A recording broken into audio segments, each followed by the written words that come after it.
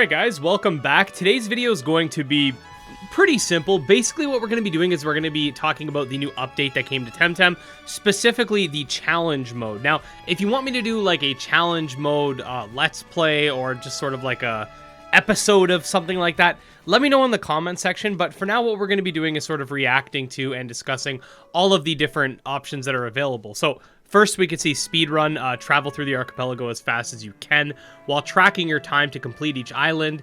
And you get some rewards for completion of these various modes, which I think is pretty cool.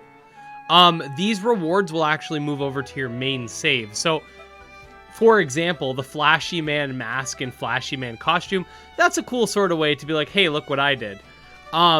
You also have the Nuzlocke mode, which is the most hardcore Temtem experience.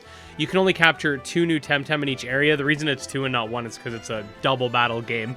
And every Temtem knocked out will be released automatically. Now, interestingly, some of the rewards, one of them is actually the Mega Zizar as a mount. So I think that's pretty cool, right? Like, Mega Zizar mount, pretty dope. It was unfortunate that we couldn't actually battle it in the game, but that'll work. And then you get some other stuff that, to be honest, whatever. And then you have the Random Lock, which is basically a Nuzlocke with randomization settings, which its description is a wild variation of the Nuzlocke challenge with the same rules, but randomized Tems and movement. And movesets. So basically every Temtem in the game is going to be random, including those that are gifted through quests and stuff like that. And of course, again, you're going to receive a few rewards for that as well. Honestly, I think if you're going for any of these, the Mega Zizar mount is the best one.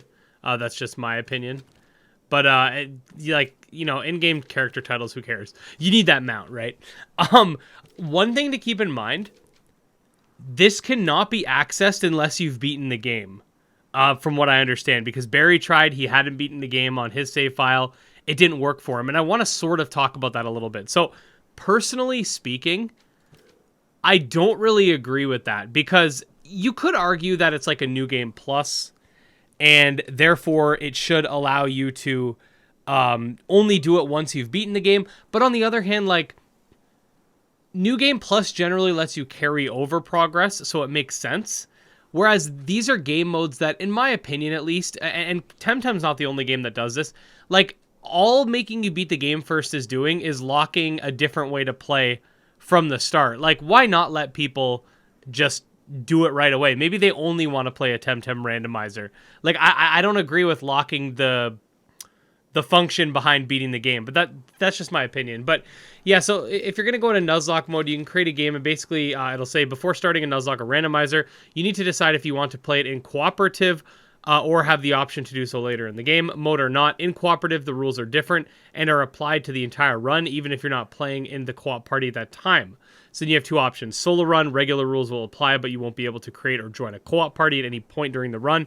And then co-op run, instead of being able to capture 2 Temtem on each route, you'll be able to capture only 1, but you'll be able to create or join a co-op party with your friends, so you both get that same sort of thing. So then you can select solo run, and essentially what's going to happen is the game is going to just start as normal. And again, there's going to be permadeath and stuff like that. Want you to keep in mind, you will be in a separate server for this. So there's no PvP. There's no... Actually, I'm not sure if there's PvP. I don't think there's PvP.